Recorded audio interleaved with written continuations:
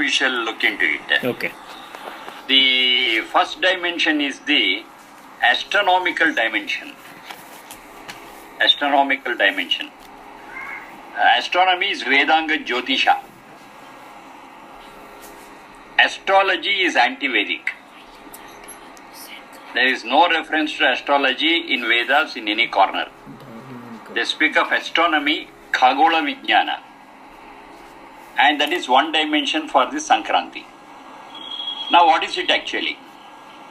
Say we have drawn an imaginary line on the globe at the center and we call it as the equator. Equator. Bhumadhya Rekha. Equator, Bhumadhya Rekha. Now when you are speaking of the sunrise and sunset, actually it is the earth which rotates and sun is static, heliocentric we call it, and because of the rotation of the earth, day and night happen. Sun is actually static, but relatively speaking from the point of view of we people who are on earth, we see the sun is moving from east to west. That's only relative. Sun rises and sun sets in the west. Now the point where the sun rises is not fixed. This is a very important thing that we have to understand. That is, our east is fluctuating. Roughly we take, okay, this is east, we say. But actually, the point where the sun rises is east, and that east is not fixed. It is moving, fluctuating. It moves sideways. Now, when we actually observe for the whole year, then the sun will rise at the equator at 2 points of time. That is, with reference to the equator, if I see, at the exact point of the equator, the sun rises only twice in a year. The first one we call it as the Makara Sankranti. Sankranti, it is qualified by Makara Sankranti. And another one after roughly 6 months, we have got another Sankranti that is called as Karkataka Sankranti. Makara Sankranti is one. The second one is Karkataka Sankranti. So during Makara Sankranti, on the day of Makara Sankranti, the point where the sun rises is exactly matches with the equator. And in Karkataka Sankranti again, it will be exactly equal to the equator. These are the 2 days. One is the day of Makara Sankranti and then is the day of Karkataka Sankranti. Now after Makara Sankranti, what happens is, the point shifts towards the north side of the equator. The point gradually shifts, gradually moves towards the north up to a certain point and again comes back towards the equator. By that time it will be 6 months. 3 months it moves away in the north direction from equator, and another 3 months it moves towards the equator, and when it reaches the equator, that becomes Karkataka Sankranti. And after Karkataka Sankranti, it moves away from equator in the south direction for 3 months and towards equator for another 3 months, and finally reaches the equator, and that becomes another Makara Sankranti. That will be after 1 year. Now the traveling of that point from equator to north direction and back to equator, that is called as Uttarayana. Uttarayana. Ayana means travel. Uttarayana, because it moves towards the north direction, it's called as Uttarayana. And from Karkataka Sankranti to Makara Sankranti, it is Dakshinayana. Dakshinayana. Dakshina is south. So, this Uttarayana plus Dakshinayana will bring the point back to the equator. and that is a Makara Sankranti day, and this Uttarayana and Dakshinayana put together is 1 year. 6 months Uttarayana, 6 months Dakshinayana.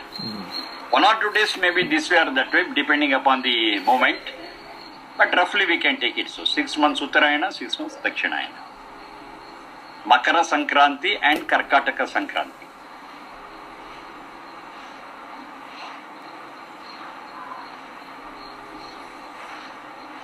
So this is what is happening in the space, and with reference to the earth and the sun, and is purely astronomical, Khagola Vijnana.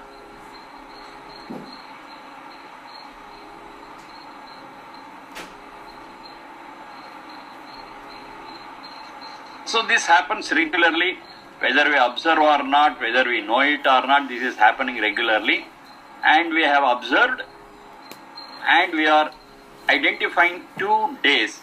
One is the Makara Sankranti, beginning of Uttarayana, another one is Karkataka Sankranti, beginning of Dakshinayana.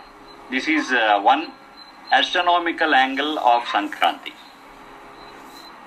Then the second dimension of it is the agrarian dimension. And this applies only if we are true sons of soil and farmers. It is really a celebration for farmers. If we are not farmers, then this dimension is totally irrelevant. Now what is that relevant to farmers or the sons of soil? Now this season of Sankranti is mostly the harvest season for them. Harvesting. Of course, this harvesting will change from place to place. I am keeping in mind the Indian continent. So with reference to the Indian continent and context, this is a harvest season. It may be something else in other parts of the world. So whenever it is harvest season for them, they have to perform their Sankranti. It need not be the very same day what we perform in or what we celebrate in India. With reference to India and the Indian continent I am speaking of. So here, it's a harvest season. So a lot of produce would have come to the farmer's house. Now usually what farmers do here is, all what they need they cannot grow. Some they can grow, some they are not able to grow. So what happens is, in the house of a farmer, some items will not be there, but some items will be in abundance. In another farmer's house, some other things will be in abundance and certain things will be in shortage. So it is a mutual understanding between different farmers that whatever is abundant in their house, they share it with others, and whatever is not available, they get it from others. It is actually an exchange of produce in the barter system. It's not a question of sale. I have got something excess, you want it, please take it. I have experienced some shortage of certain things, and that is excess with you, why can't you give me? Fine. So they share their produce, and finally everyone will have everything what they want. So this is the actual meaning of sharing during a harvest season. So now symbolically what we do is we prepare that yellow and that sugar cane and something else and take it to somebody's house and give it and get it from them. Now it's only a drama if you are not doing it as an agriculturist. If you are doing it, if you are an agriculturist, then it's very real and practical and helpful to everyone. So this is the agrarian angle there. Sharing of what they have between themselves, not sale. It is exchange. It is barter system, and that is Sankranti. Everybody is happy, but they have got everything what they want. Some they have grown, some they have got it from others. Some they have and they share it with others. So this is the agrarian side of the Sankranti, that is during harvest season. So this is the second dimension of Sankranti. Then coming to the third dimension of somebody wanted to say something? Yeah, is that that Punjabi people, they do this festival? Everywhere they will do it. And that's what I'm telling. With reference to the Indian continent, Indian context, this has been the system. This is the culture of the land. And it is barter system to share and live and be happy. So that concept is there. Elsewhere, at the moment, I'm not aware of. It could be there in different forms. Even in other parts of the world, if something is excess with somebody, some feel that about something is shortage, sharing is always there, barter system is always there throughout. But to what extent they are celebrating it as a Sankranti festival, that I am not aware of. But with reference to Indian context, I am definite. But the days may not be the same. The days could be different. But here, most of the people in Indian continent, they have matched this with this Makara Sankranti. That is the astronomical event of the point of sunrise matching with the equator. They have, that's one milestone. So they have been performing this on that particular day. And this is purely in the agrarian background and agricultural background. That is the second dimension. Now coming to the third dimension, now this is the Vedic way of looking at things. They say Sankranti, that is Sam plus Kranti. That's how they understand it, Sam plus Kranti. Kranti, it has got the root Kramo Pada Vikshepe. Kramo Pada Vikshepe. That is to always move ahead. This is matched with time. So the quality or the nature of time is, it is neither stagnant nor it never goes back. There is no reverse direction for time. Time is always dynamic and always it is prospective. It always moves ahead. That's the quality, that is the nature of time. So our life, which is very much linked to time, has to be in the same way. Our lives cannot get stagnated at one point of time or at one level. We have to be moving, and that moving has to be always forward, not backwards. In Vedas, they are very specific about it, and in several mantras, they speak of Prancho Agama. Prancho Agama. Prancha means forward, prospective. We shall move ahead, we shall move forward. There is only forward movement.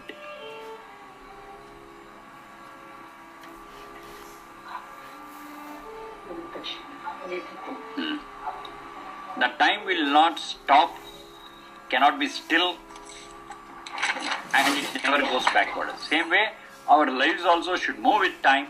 Forward, it cannot stop at one place. So it is Kramo Pada Vikshepe, to move ahead always. That's the meaning of that dhatu, Kramo, and from that comes this Kranti.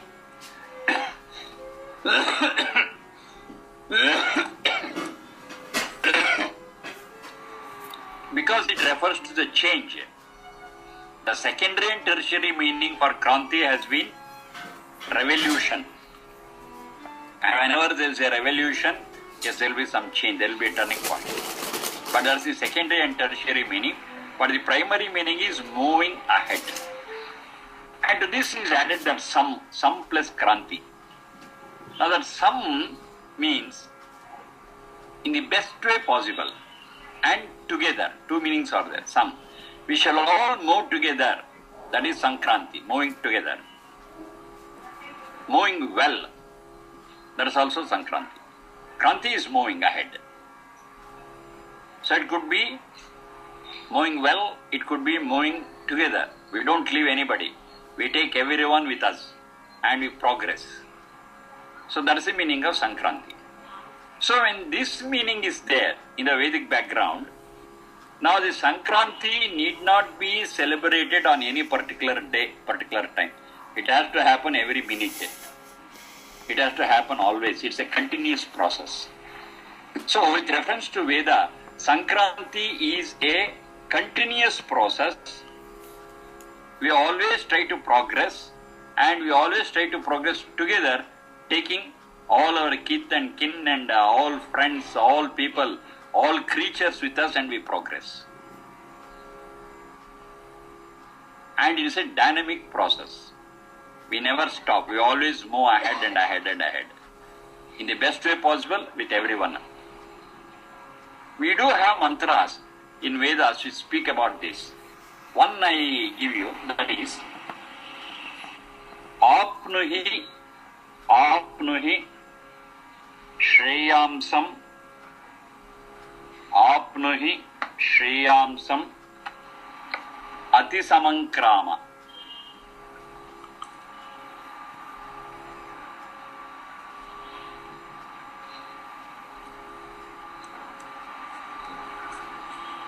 Apnuhi Shreyamsam Atisamankrama. Atharva 2.11.5. Atharva 2.11.5. Apnuhi Shreyamsam Atisamankrama. Then krama is, that is Kramopadavitshepe, the same dhatu. Krama is move. There's a direction to move. Here the meaning of it is Apnuhi Shreyamsam Ati Samankrama. Samam Atikrama. Samam Atikrama. Those who are equal to you, you pass them. Ati. Ati means you overtake them and move ahead. So there is many people who are equal to you, so you overtake them and move ahead. And by doing so, Shreyamsam Apnuhi, be prosperous, enjoy prosperity. So it very clearly means that we are not supposed to stay at one point. Life is not stagnant, it is always dynamic. So as a relative thing, they say, there are many people who are equal to you, you overtake them and move ahead. And that shall be for your better prosperity. You get it. Apnuhi Shreyamsam Ati Samankrama. Ati is overtaking. Atikrama. Now this appears as today's competitive world, where this is what we will be doing every minute. That is, we want to overtake all people around us, want to be ahead, move ahead and everything. So it appears as though it is explaining the present day condition. But another very important thing is there which we should not forget. In another mantra it says, Uta Deva, this I have given already, Uta Deva Avahitam Deva, Deva Unnayatha Punaha. That's the second part I am interested in. Deva Unnayatha Punaha. Deva Unnayatha Punaha. This I have given already.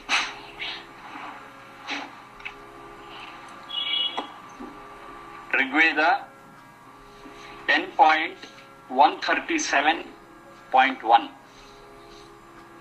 10.137.1. Deva Unnayatha Punaha. So it says, those who have fallen back, you pick them up and take them with you. Now this point is missing in present day life. Now I have to see both things together, then that makes a very beautiful human society.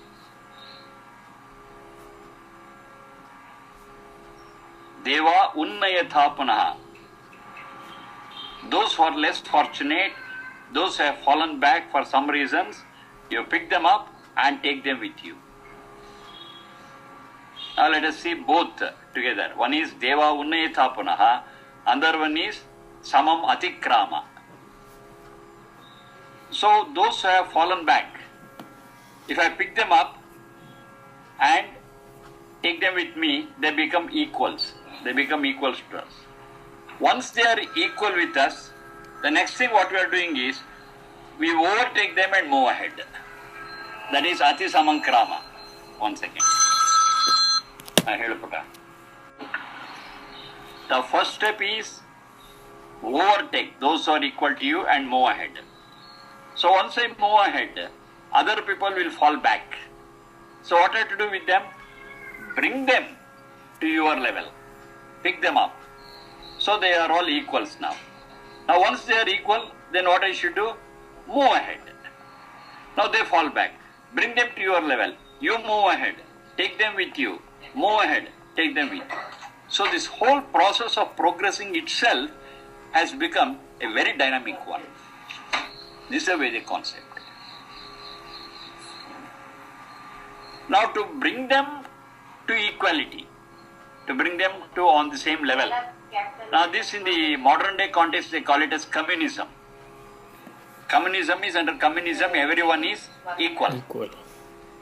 That is fine. But here what happens is in Vedas, okay, once they are equal, what to do? Communism says that's the end of it. But Vedas say no. Once they are equal, you move ahead, they fall back, bring them to your level. So now you have achieved equality. Now what you do? You don't stop there. You again move ahead and bring them again to you. So if to use that word communism itself, this is a dynamic communism.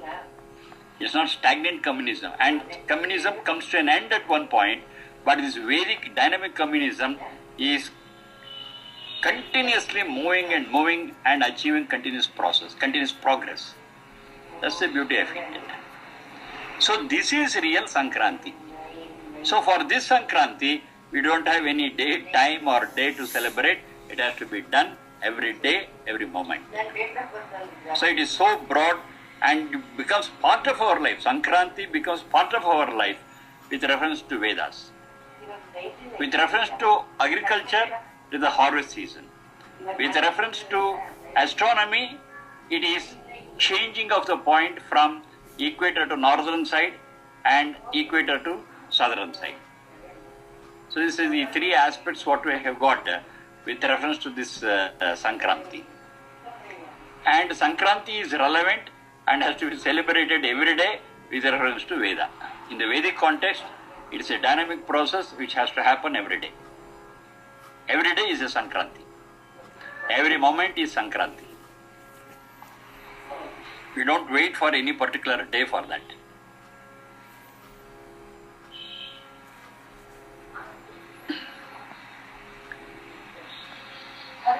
These are the three dimensions we have.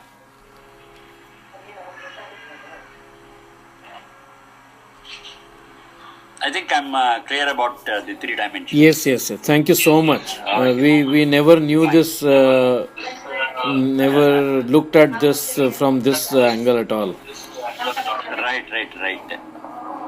Now that is the problem today. That is, when you speak of Veda, they think as just chanting, maybe some puja mantras or something like that, but they don't get into it. Vedas are very scientific and logical and rational. And if you look at it from that angle, yes, we will be benefited to a very great extent.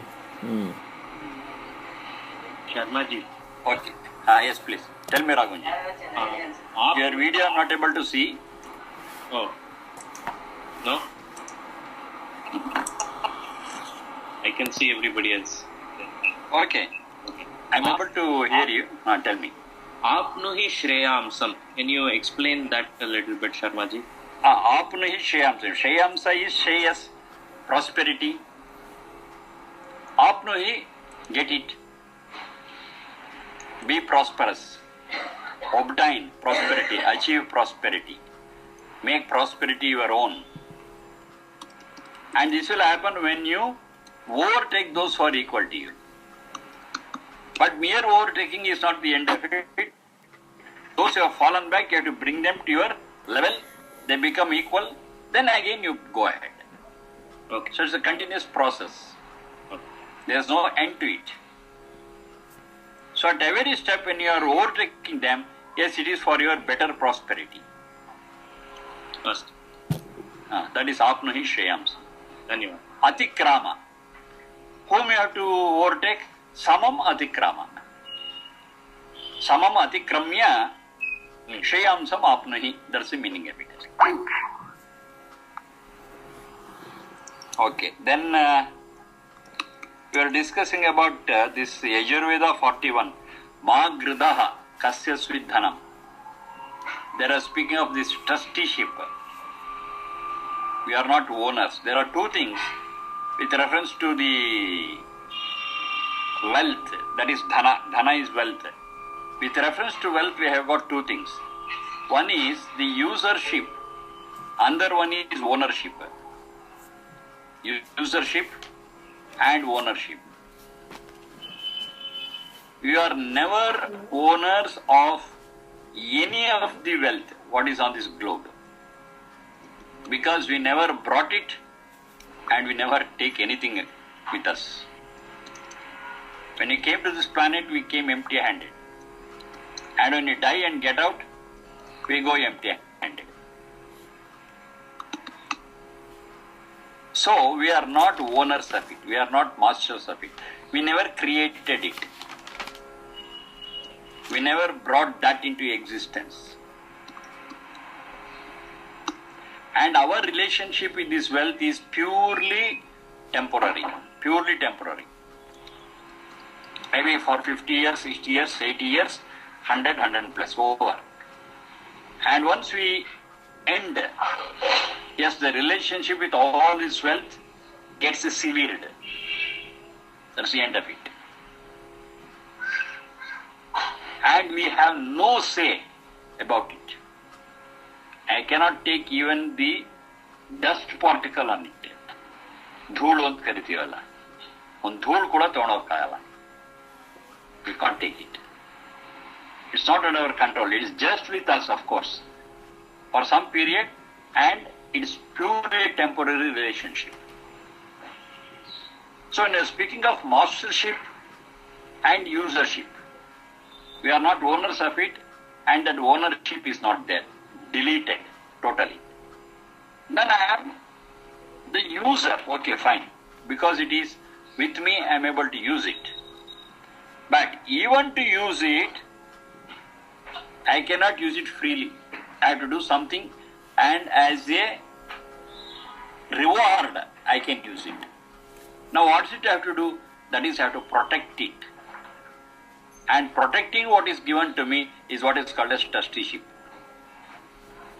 A trustee is entrusted with some valuable thing, and he is supposed to protect it and pass it on to the person who has to become the next trustee.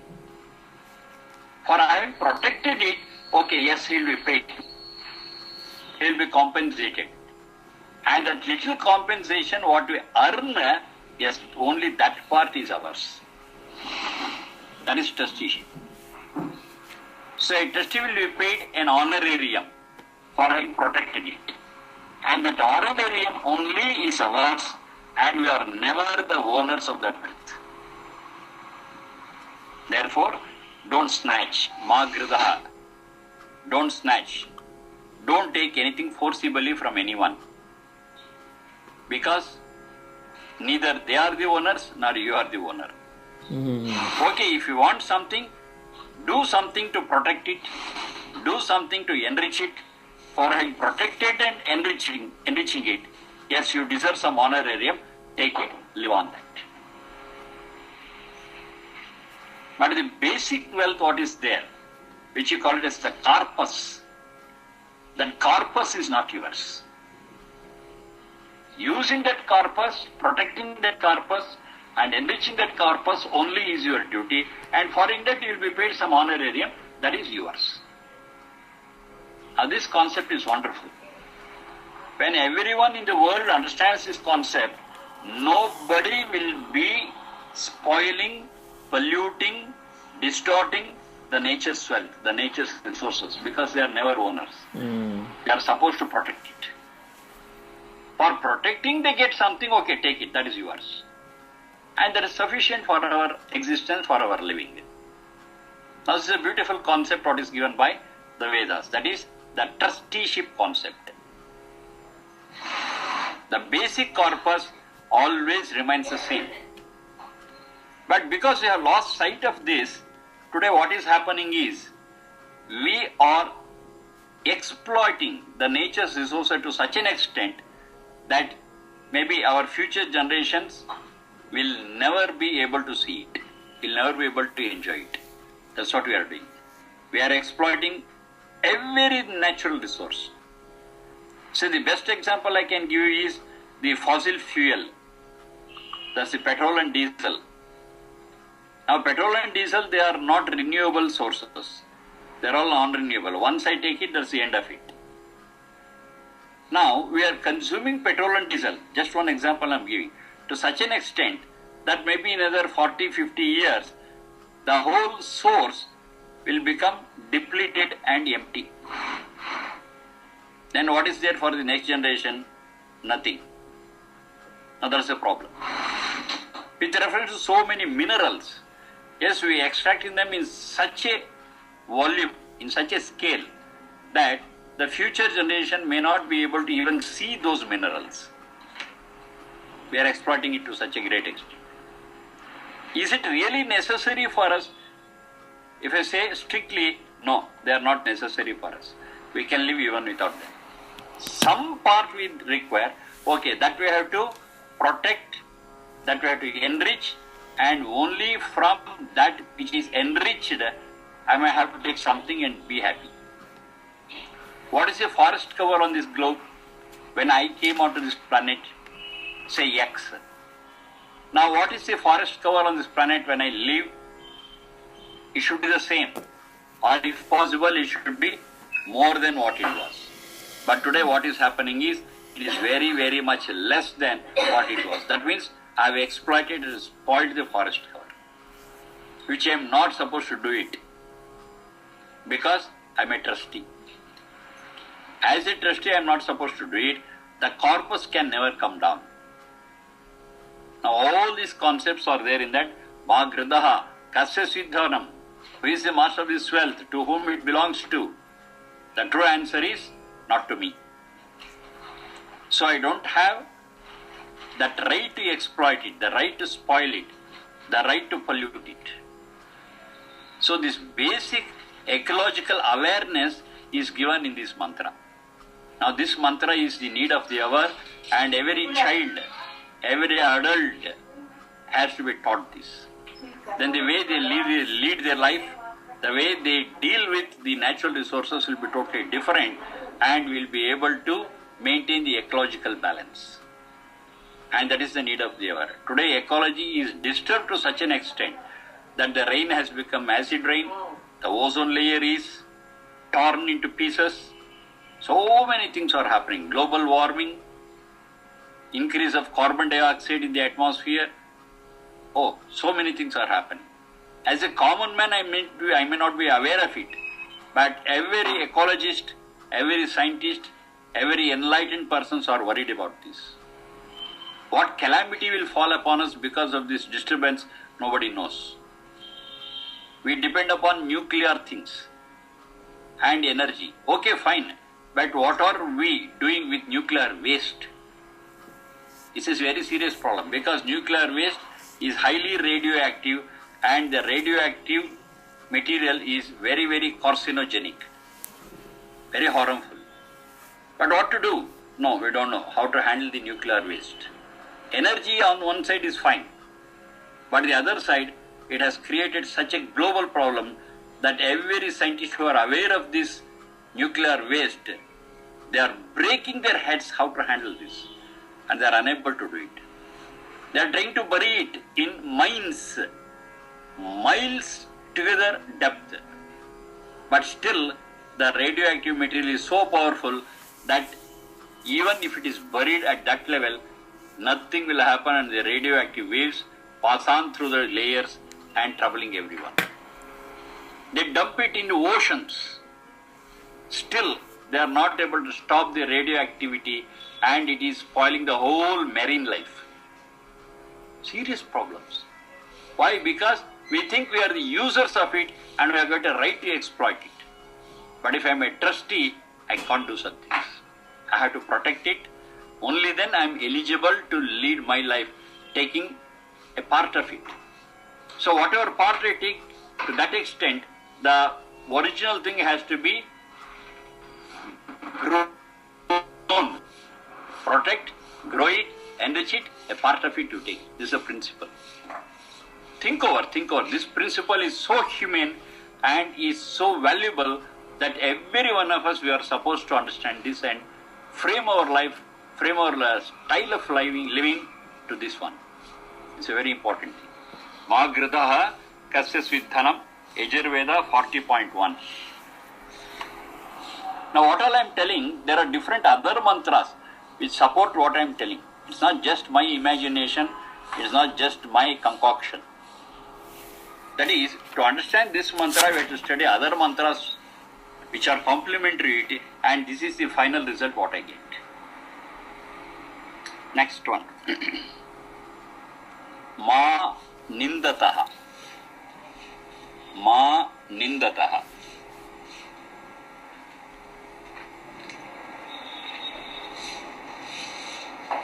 Ma is prohibitive, nindata blaming. Don't blame. Don't find fault with others. Don't blame, don't find fault with others. It's a negative approach to life.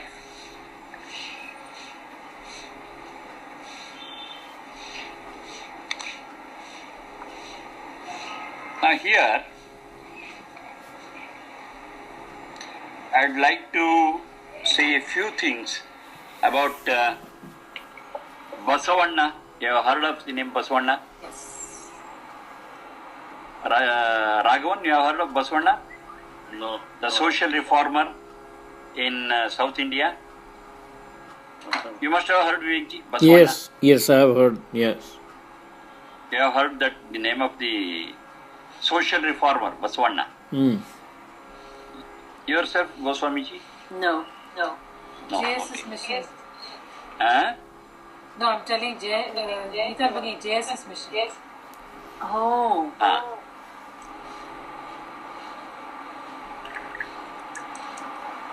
He was a social reformer in South India, and he spread the human values through vachanas. Vachana is small compositions, 3 lines, 4 lines, 5 lines, small compositions in the local language to reach every common man, the lost man.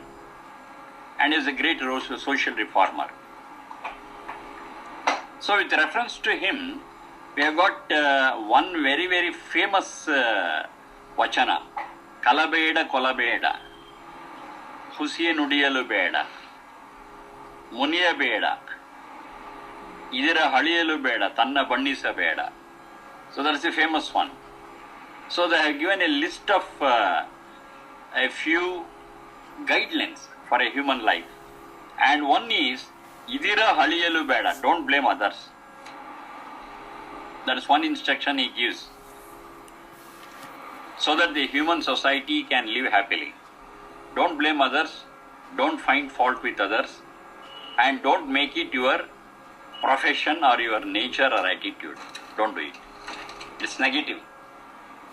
So from where he got the idea? Okay, this is the one. Ma nindata. Ma nindataha, Rigveda 4.5.2.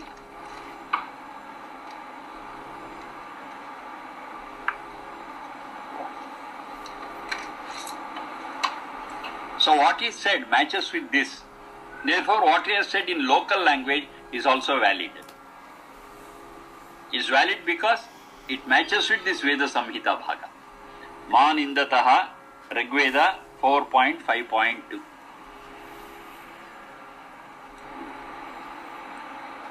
Now the point is very simple. Why do we blame? Because they have done something wrong, or because they are not fitting to the occasion, something like that. What about us? We also will be doing that one time or the other. So if I blame others, I will also stand open for blaming. There is a person who is living in glass house should not throw stones at others. There is a thing what they explain. Because if you start throwing stone, they will also throw stones at you. And please remember, you are living in a glass house. It's the same case with everyone. So don't blame, don't find fault with others. Yes, for some reasons, maybe some circumstantial forces and other things, maybe their nature, maybe their samskara. For some reason, yes, every one of us will do something wrong, will falter here or there. So blaming is not the answer for it. Then what is to be done? Now for that, another Veda mantra gives the answer. It says, Nidam Nidam Pratarisha. Nidam Nidam Pratarisha. I will give the address of it a little later. Nidam Nidam Pratarisha. Oh God, please protect everyone who blames us. Pratarisha. Tarisha is to protect. You protect and help everyone who blames us. Nidam Nidam. Nidam Nidam means one who blames. Every one of them, you please protect them. It's the same thing for us also. So don't blame.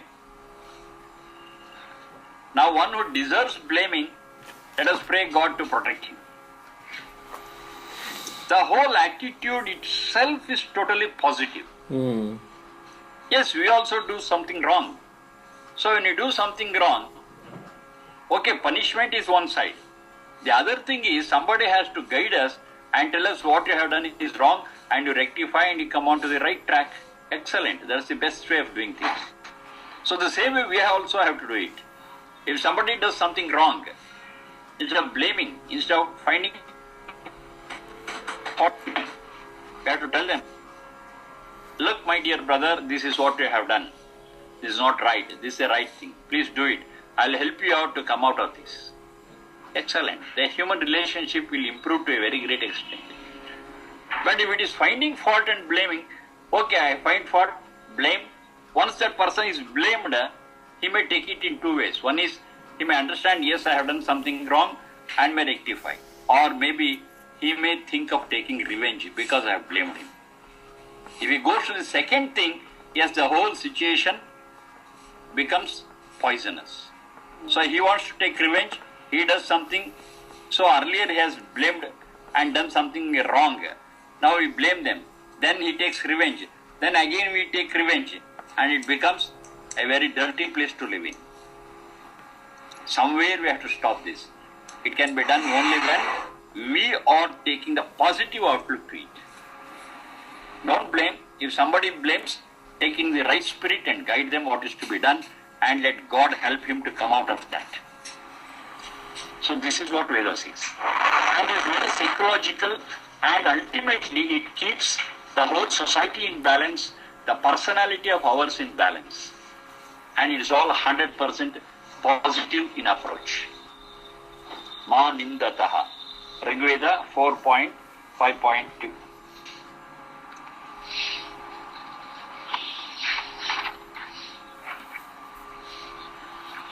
Next one. Ma pura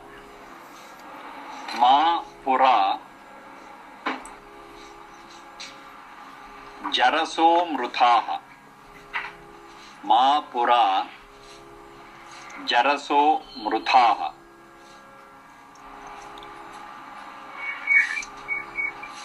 Ma is prohibitive. Mruthaha, mri pranatyage. Mri pranatyage. That's the root. Mruthaha. Jarasaha, jri vayohanau.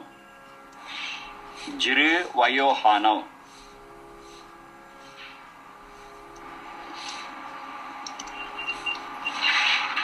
losing of our span of life.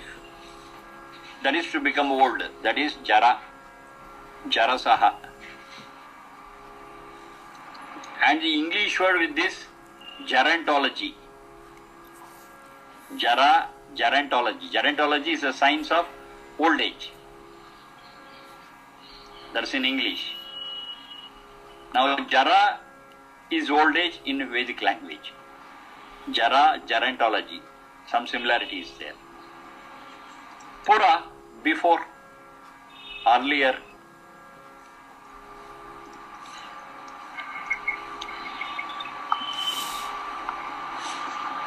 Pura jarasaha. Until you become old, before old age. Ma mrutaha, don't die. Don't die before old age. One has to die, fine. Every one of us who is born has to meet death one day or the other. But when we should meet death? It clearly says when you are old. When the whole machinery, what I have got, Sharira Indriya Manas, becomes dilapidated and it comes to such a stage that I cannot further use it. That's old age. Before that, don't die. Dying is okay, but don't die early. Don't be in a hurry to die. That is, we have to lead our life in such a way that we should live as long as possible. And we shall not be in a hurry to die. Anyhow, our teacher keeps on telling, death is a shameless guest. Whether you invite it or not, it comes one day. Even if you ask it to get out, it won't get out, it will come. It is a shameless guest. So when it is a shameless guest, why do you want to invite it? Don't invite. Ask it to come as late as possible. Anyhow, it will come. It is a shameless, uninvited guest. Now, as I have been telling, my Guruji is Sudhakara Chaturvedi. The Chaturvedi he got because he has studied all the four Vedas in depth. It's not a surname.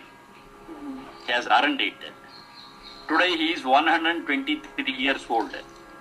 When Ramanavami comes, he will be completing 123 and going on to 124. Ramanavami is considered. Now even today he says, I am not in a hurry to die. You see, at 123, that's what he says. I am not in a hurry today, I have got a lot of things to do. And he is active today also. He is active, but he doesn't move out very frequently. But at home, fine. 123 years. Now he is an ideal for us. He is an ideal for us. So let us not be in a hurry to die. We shall be doing our job, we shall be doing our duties, we shall be contributing to the welfare of the society. Excellent. Don't die until you are very old. Now that old age again, it depends on us.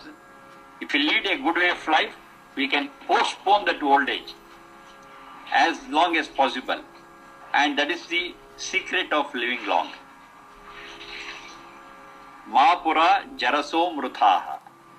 Don't die before you are really old. So it speaks against untimely death. We around us will be seeing deaths, but most of the deaths what we do today, they are all untimely. They could have lived for another 10 or 15, 20 years. For some reasons, I call it as a short circuit. There will be a short circuit and they die early. But this mantra reminds, no such short circuits. Live as long as possible and until you are really old, don't die. Before becoming really old, don't die. Live long. So it's a beautiful, positive approach to life. And this is just a piece of the mantra. Mahapura jaraso mruthaha. The whole mantra, that is Atharva 5.30, Atharva 5.30.17. 5.30.17. When I go to the whole mantra, then the picture is so wonderful that anyhow we'll be seeing in future. That is, once I complete this stage, where I am giving the pieces of the mantra, then we go for studying the whole mantra. So when we start studying the whole mantra, then when we come to this particular mantra, Atharva 530.17, it will be wonderful to have the experience of it. It speaks about so many things in that mantra, and every word touches our heart. And finally it concludes, Mahapura Jarasomruthaha. Don't die until you are really old. That's the final conclusion. The earlier things are very fine, and now we are going to see them a little later.